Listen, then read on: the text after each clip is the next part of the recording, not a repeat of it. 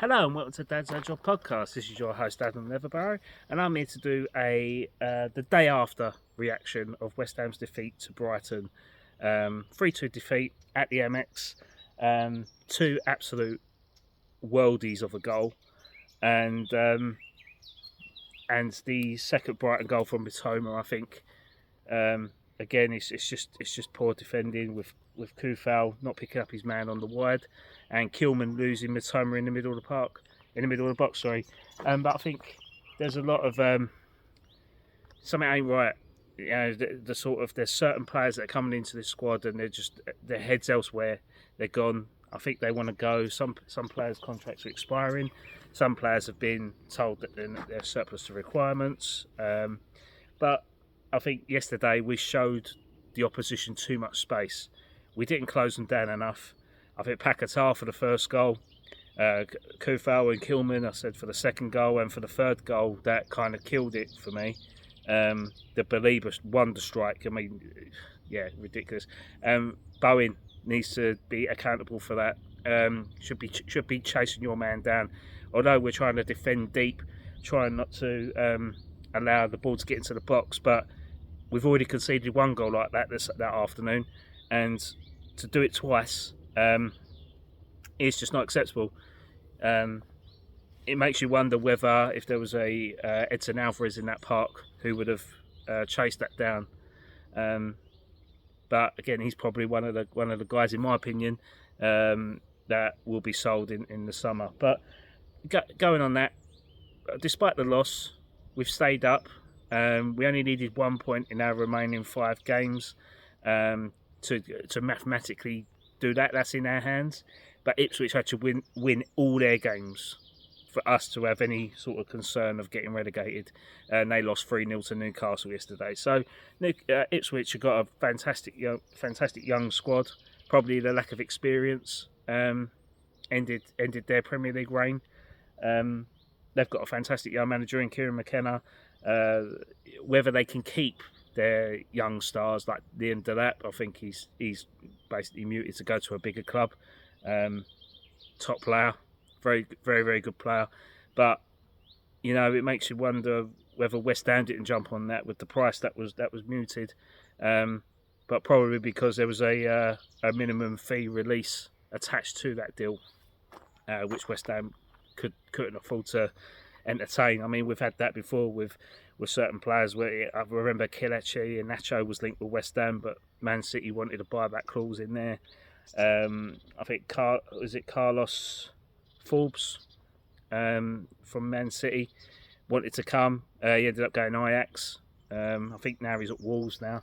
But yeah, I think again, the sort of touching on the recruitment side, the pressure's off now for Potter. The pressure is off because we're safe.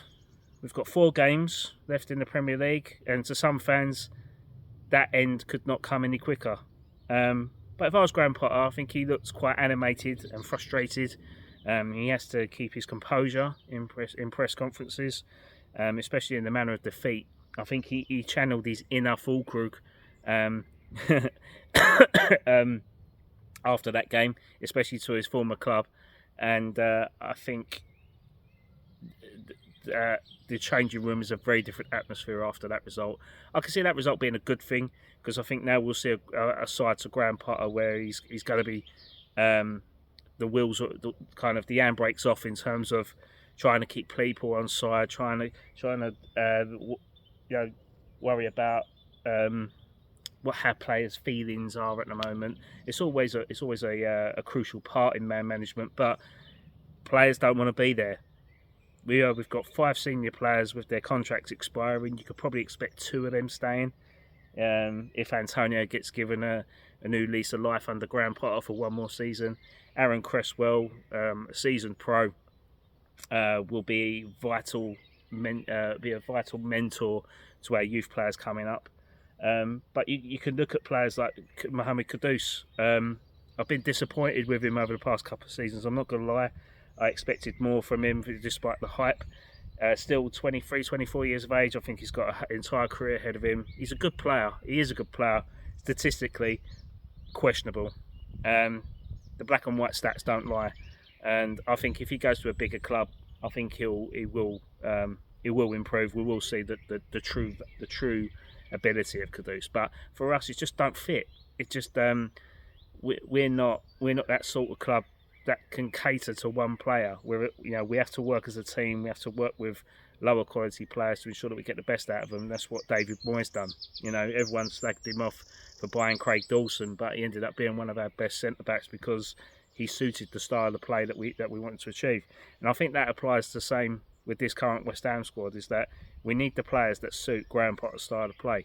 And at the moment, that don't work. We're playing two right wingers up top in Bowen and Kudus. In fairness, neither of them are droppable, despite what my comment earlier about Kudus. But I think Kudus plays to maintain his transfer value and maintain he's in the spotlight for a sale. He's definitely going in the summer. I'm surprised he stayed an additional season, if I'm honest, because I think Tim Steidten saw the stats and his end product, and you could see why he wanted to cash in when the going was good. I could see that, and it's evident now. Steidten was right about Kudus, and hopefully he's right in his long-term replacement, which is Luis Guilherme. I know the club want to. There's rumours saying they want to cash in on him, on the 19-year-old Brazilian, but he's 19 years old. He's come over from South America. He's been playing for Palmeiras. He's won league titles. He's won the Champions League in South America. I think he needs time. I think him having a season at West Ham, playing in there, dripping in and out, I think now is the time to unleash him and start dropping the players that don't want to be here.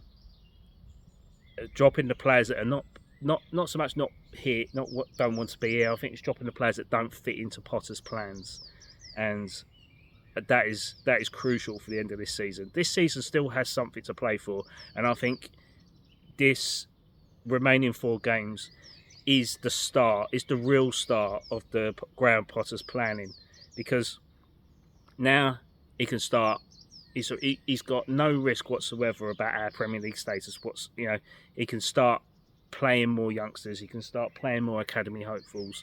He can test them. He can give them experience. You've got to start focusing on the players that are part of that project. And I know we've got certain players that are out there like Freddie Potts, George Urphy, Callum Marshall, and Gideon Kadua, Patrick Kelly.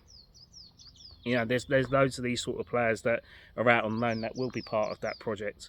In my opinion, I think probably a couple of them might be sold because the clubs that they're at the moment have really like them. Kadua being one of them. But yeah, I just think it's just one of them points where I think West Ham need to start focusing on the future, and they need to do that the right way by starting to play Potter's way. That's my thoughts on it. I'm relieved at the fact it's been a shit season. I think every West Ham fan is. That's the end of it now. But now our season has officially ended, really. In our heads, we've ended. There's certain players now that want to go on the beach, that want to be part of it. I'll tell the likes of Carlos Soler, thanks for your efforts, thanks for your time. You're not needed anymore. Go and enjoy an extended break. Go back to PSG. Vladimir Soufal, start thinking, start looking for a new club now. Enjoy some relaxation. Stay fit. Let's see what happens for the future. But the West Ham project begins now. Thanks for listening. Thanks for watching. Please drop us a like and drop some comments down below. It's much appreciated. And see you soon. Over and out.